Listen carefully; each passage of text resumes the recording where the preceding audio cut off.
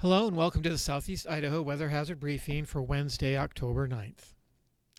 Start off here with a surface weather depiction. You can see the areas of snow over pretty much our entire forecast areas in central and eastern Idaho.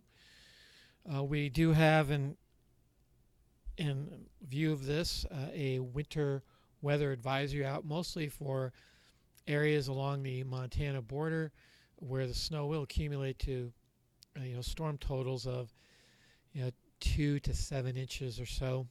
Elsewhere south of there, most of the snowfall is anywhere from a half inch to 1.5 inches, maybe 2. And we are expecting a convergence zone to set up during the late morning and afternoon hours that may locally enhance snowfall by probably only about by an inch, inch and a half or so for some localized areas in the Snake River Plain. So the other thing that this front is bringing behind it is some awfully strong wind. It is currently, there are places in excess of 30 miles an hour gusting to near 50, and we expect that to continue through the afternoon and then start to diminish in the late afternoon, and by midnight tonight, most of the gusty ones will be done. And after this low bowls its way through, we're expecting an extended period over the next 6 days beyond that of actually pretty clear weather with just some occasional cloudiness and a gentle warm-up. So let's get into that first today. This is the evolution of the winds as we see them starting this morning.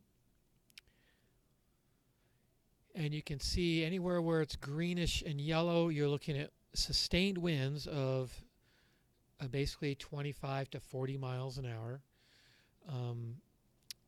And you can see it does hit some of the, like the Raft River Valley and the Rockland Valley as well.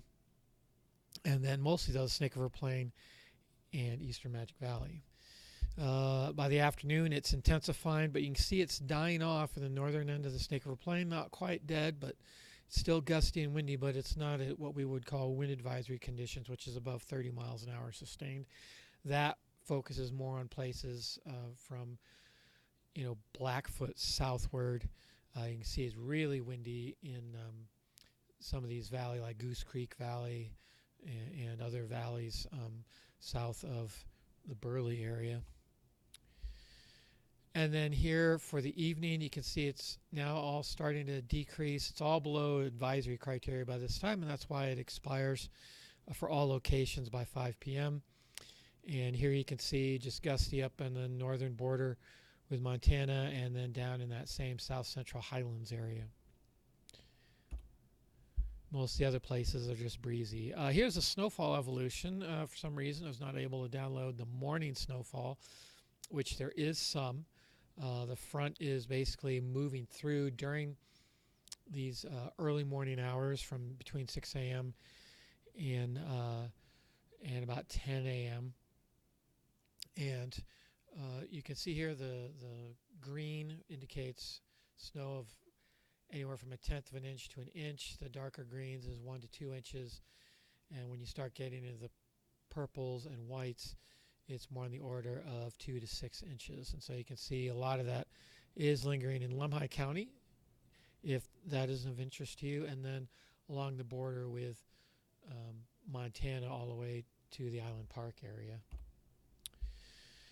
And then you can see here in the evening hours, it finally begins to let up, and mostly during that time it's a half an inch to 1.5 inches. And then you can see it's really dying out here after midnight. The temperatures for Wednesday, we didn't quite cool off 30 degrees as we were expecting yesterday, but it was a solid 15 to 20 degree temperature drop. And today we are looking, though, to finally be struggling to get into the 40s in the Snake River Plain, and certainly much cooler, or colder, I should say, especially in the central Idaho Mountains, of course.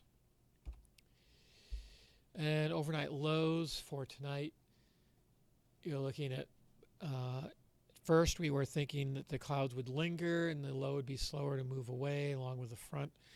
But now it looks like it's going to clear out after midnight in most locations. And so even Pocatello now, we're back to forecasting an overnight low in the teens.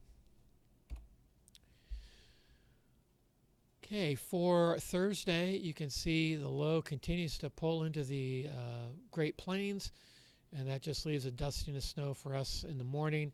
And then the high pressure behind in the Pacific Northwest will intensify. It'll be a while before we warm up. That's really all we have to show for the rest of this time is just what the temperatures will be doing. Here's the snowfall ending during the morning hours over this, anywhere from Palisades Reservoir south to Bear Lake. Afternoon highs still cool in the upper 30s to around 40 degrees for the 4,500 foot elevation, much colder above that. And then some single digits on Thursday night for places in the Central Idaho Mountains like Stanley, 5 degrees. Pocatello still at 14, and even some single digits in the Island Park area. And you can see here on Friday, the high pressure is definitely in control over the Great Basin. And now we start, like I said, a very gradual warming trend as it loads here.